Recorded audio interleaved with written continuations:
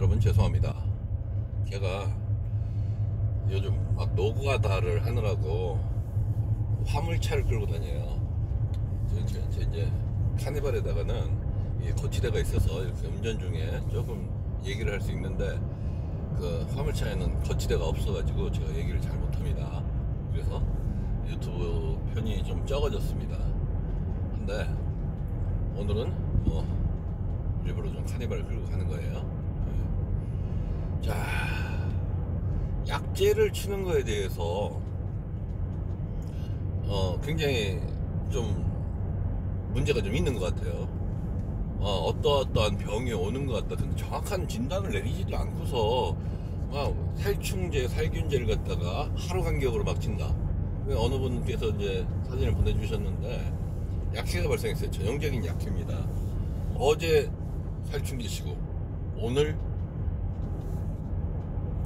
살균제 치고, 그러면은 옆면에 그 약 기운이 그대로 남아 있잖아요. 그래서 다시 이제 거기다가 다음날 약을 치면은 그 약 기운이 다시 물에 녹으면서 농도가 짙어지죠.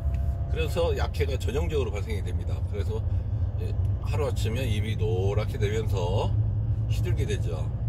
그러나 실망할 필요는 없어요. 잠시 세력을 잃었을 뿐이지 다시 이제 새 순위에서 이제 입이 나올 거거든요. 죽지는 않을 것 같으니까 걱정하지 마십시오. 이에 더불어서 이제 호두 열매에 검은 반점이 생기면서, 그러면서 이제 이게 뭐 번지고 있다, 이런 질문이 많아요. 근데 이거에 대해서는 좀 생각을 해볼 문제가 많습니다. 사실 제가 여러분들한테 이 소나무 송화가루가 날릴 때 그때 조금 조심하십시오, 뭐 방제 좀 해주세요 라고 하는 이유가 있어요. 그게 뭐냐면, 이 소나무에 숫꽃이 자랄 때 그때 좀 그 숫꽃의 모양에도 그렇고, 제가 측백나무라든가 향나무 뭐 이런 식의 식물들은 세균을 증폭시켜 가지고 세균을 갖다가 동시에 뿌려준다 라고 말씀을 드렸잖아요. 그래서 그때 잡균들이 들어오는 경우가 많이 있습니다.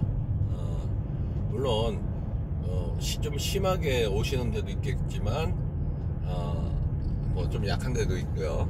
하지만 실망은 하지 마십시오. 그래서 주변 환경을 조금만 더 정결하게 하는 게 좋아요. 약을 치는 것과 물을 주는 것을 우리 농가들에서 너무 과하게 하는 경우가 있어요. 너무 물을 많이 줘서 호두나무를 죽이고, 너무 약을 많이 줘서 세게 주고 아무렇게나 줘서 호두나무를 죽이는 경우가 있습니다. 혹은 세력이 갑자기 막 약해지죠. 제때 정확하게 주는 것이 가장 중요하고, 지금은 탄저균이 그렇게 반발하는 시기는 아니에요. 여러분들 고추밭을 보시면은 지금은 탄저가 그렇게 오지 않습니다. 아무리 노지에 있든 하우스에 있든. 그런데 조금 더 온도가 올라가고 습도가 같이 올라가줘야 해요. 온도와 습도가 같이 올라가줬을 때 탄저가 오게 됩니다. 그러면 언제쯤 되겠어요? 이제 장마철 정도 되겠죠. 장마 이후 정도에 돈 다습할 때 탄저균은 세게 움직입니다. 지금 여러분들의 이제 호두 열매나 호두 나무에 지금 검은 반점이 발생된 것은 거의 대부분 각반병일 경우가 많아요. 그리고 그것들은 주변에서 어떠한 균이 이송되어 왔느냐에 따라서 차이가 납니다.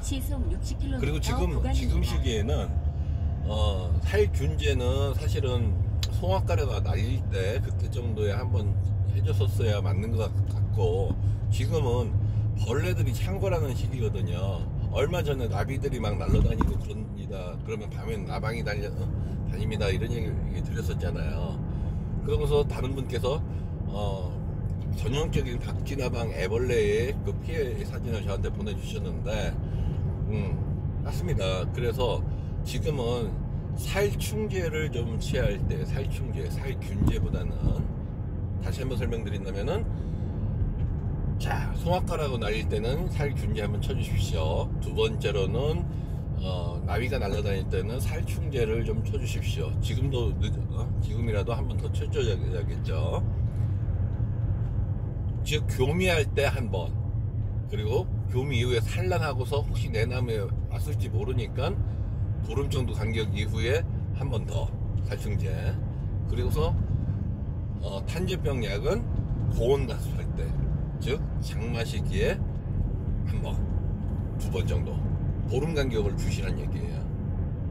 어제 치고 오늘 치고 이렇게 하면은 안 된다는 얘기죠. 그러면 약해가 나타나는 거죠.